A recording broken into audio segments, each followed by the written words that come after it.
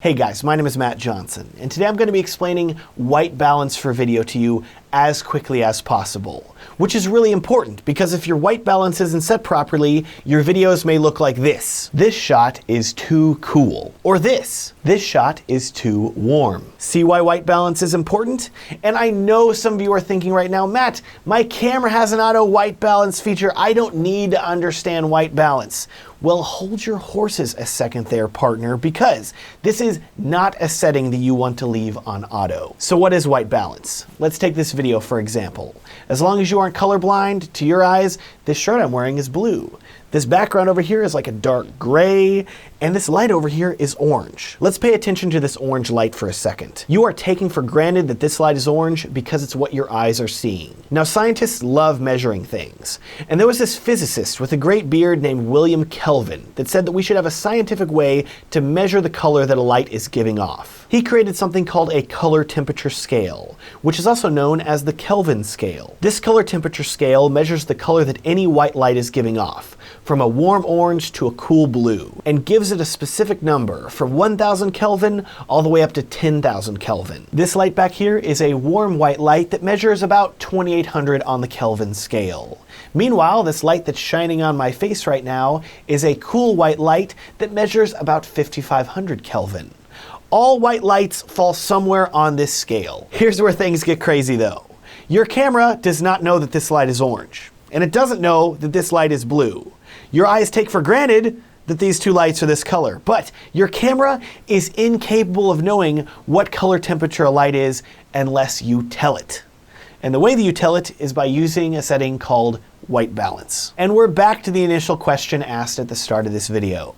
What is white balance? White balance is how you make the color temperature of a light that your camera sees match up with the color temperature of a light that your eyes see.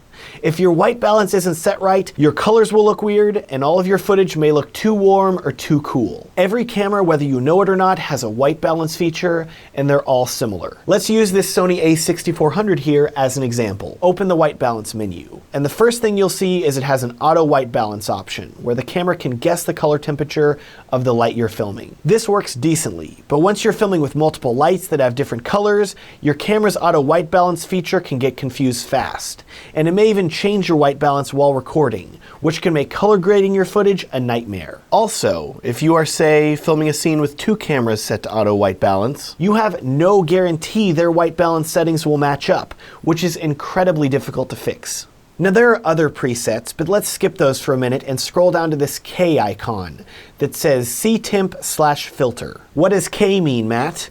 Our good friend William Kelvin, of course. And ctemp stands for color temperature. And look, you can manually set your color temperature anywhere between 2500 and 9900 Kelvin on this camera. Okay, great, Matt, but how do I know what color temperature a light is whenever I'm filming?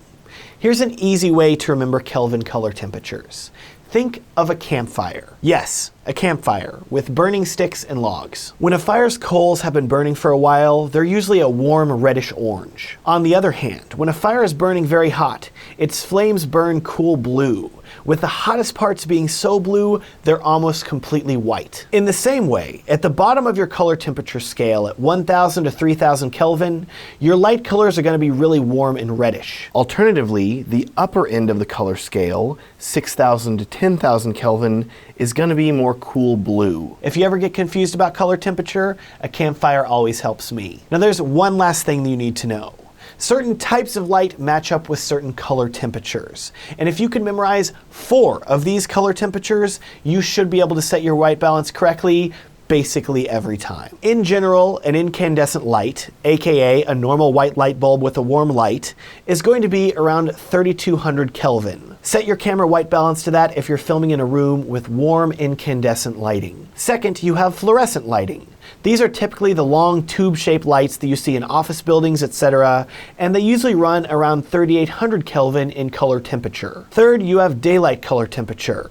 If sunlight is your main source of light, it's usually 5500 Kelvin. Lastly, you have cloudy weather at 6500 Kelvin. If you're using sunlight obscured by clouds, that should work well for you. Now here's something really cool. The 4 color temperatures I listed were incandescent light, fluorescent light, sunlight, and cloudy light.